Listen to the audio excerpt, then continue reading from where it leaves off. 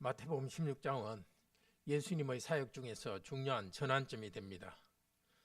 예수님의 사역에서 병 고치는 것보다 가르치는 것이 중요했는데도 사람들은 병 고치는 데에만 관심이 있었습니다. 21절부터 예수님께서는 자신의 죽음과 부활에 대해서 가르치기 시작하셨습니다. 이전에는 십자가에 대해서 가르치지 않으셨습니다.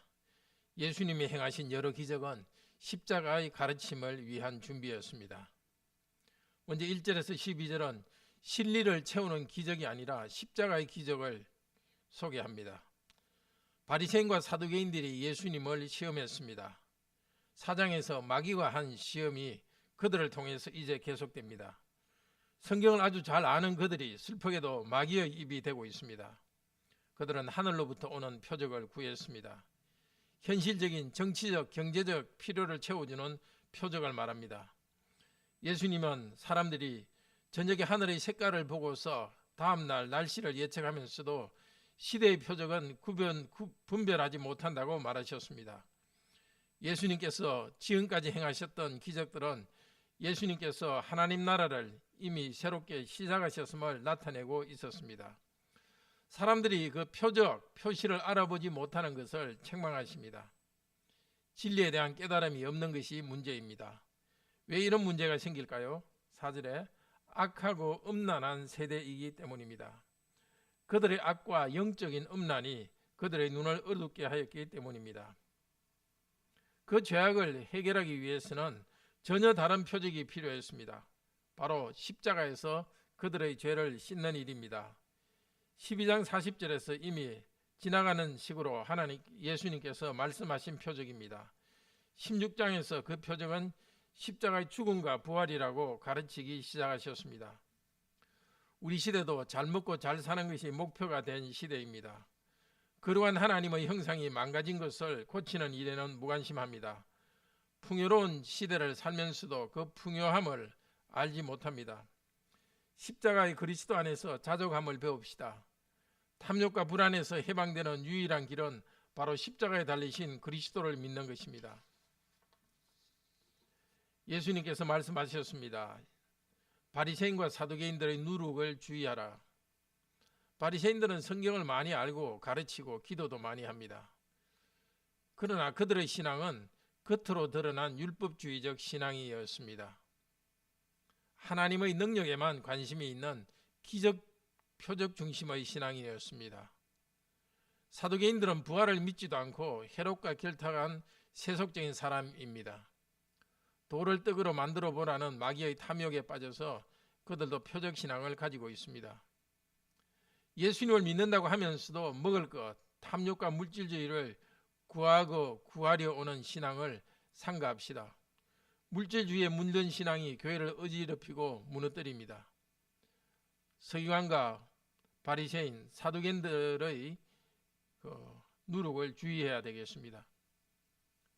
13절에서 20절은 베드로의 신앙 고백, 당신은 그리스도 하나님의 아들입니다라는 신앙 고백과 관련한 부분입니다. 예수님께서 제자들에게 물었습니다. 사람들이 나를 누구라고 하느냐?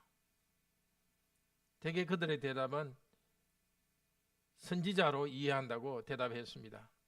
예수님께서 다시 물으셨습니다. 그럼 너희는 나를 누구라 하느냐? 베드로가 대답합니다. 주, 즉 당신은 그리스도시요 살아계신 하나님의 아들입니다. 이스라엘 백성이 그토록 기다려왔던 메시아라고 고백합니다. 그런데 사람이 아니라 하나님의 아들로서 메시아라고 고백합니다. 예수님께서는 참으로 기뻐하셨습니다. 왜냐하면 하늘에 계신 아버지께서 베드로에게 이것을 계시하셨기 때문이라고 말씀합니다. 이 고백을 나중에 다른 제자들도 전할 것입니다. 베드로는 돌 혹은 반석이라는 뜻입니다. 베드로의 고백 위에, 이 반석 위에 내 교회를 세울 것이라고 예수님께서 말씀하셨습니다. 예수는 그리스도요 하나님의 아들이라는 베드로의 고백 위에 예수님께서 직접 자신의 교회를 세울 것을 예언하셨습니다. 우리 교회는 바른 신앙에 기초하여서 세워지고 있는지 돌아봅시다. 이 교회는 목사나 어떤 탁월한 성도가 아니라 예수님 자신이 세워가신다는 사실을 바로 압시다. 교회를 세우시는 그리스도께 순종하여 목사는 복음을 전도하고 성도는 말씀대로 순종합시다. 예수님은 베드로에게 내가 너에게 천국 열쇠를 준다. 그리고 메고 푸는 권세를 주겠다고 하셨습니다. 베드로의 고백을 공유하는 사도의 공동체, 교회가 가진 권위를 말합니다. 메고 푼다는 것은 무엇이 옳고 무엇이 잘못되었는가, 무엇이 허용하는 부분이고 무엇이 금지된 부분인가 하는 것을 분별하여 가르치는 것을 말합니다. 베드로와 사도가 가르치는 말씀을 믿고 순종하는 사람은 천국에 들어가게 됩니다. 믿지도 않고 순종하지도 않는 자들은 천국에 들어가지 못합니다. 가르치는 말씀이 천국의 열쇠입니다.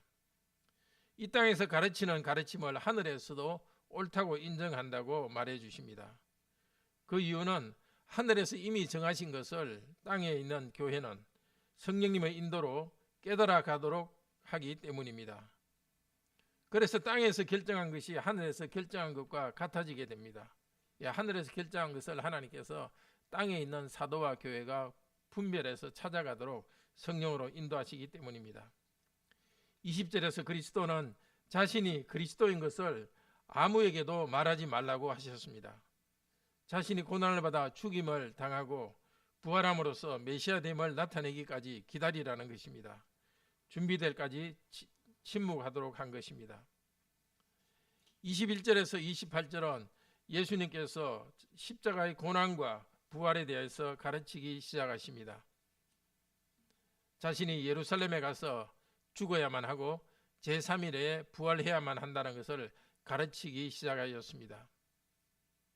베드로는 예수님께서 고난받아야 한다는 것에 대해서 항변했습니다. 책망했다는 뜻입니다. 아주 강한 뜻입니다. 그때 예수님께서는 사단아 내 뒤로 물러가라 하면서 베드로를 꾸짖으셨습니다.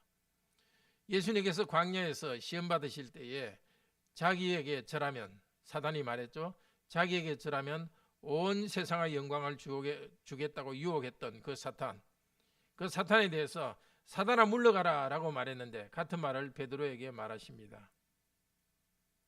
조금 전 예수님에 대해서 발언 고백을 하던 베드로의 입에서 사단의 생각과 음성을 들으셨습니다. 베드로가 굴복한 사단의 생각을 쫓아내어 버리셨습니다. 하나님의 일을 생각하지 않고 사람의 일을 생각하는 세상적 사고는 사단의 생각입니다. 이런 사고방식은 그리스도가 지실 십자가에 대해서 무지하고 그것을 싫어합니다. 이것은 인간 자신이 져야 할 십자가를 싫어하고 거기에 대해 무지한 것으로 연결됩니다. 참으로 악한 일입니다.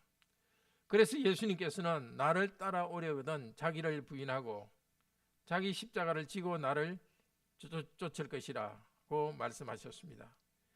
베드로는 왕으로 승리하고 군림하는 그런 예수님을 섬기고 싶었습니다.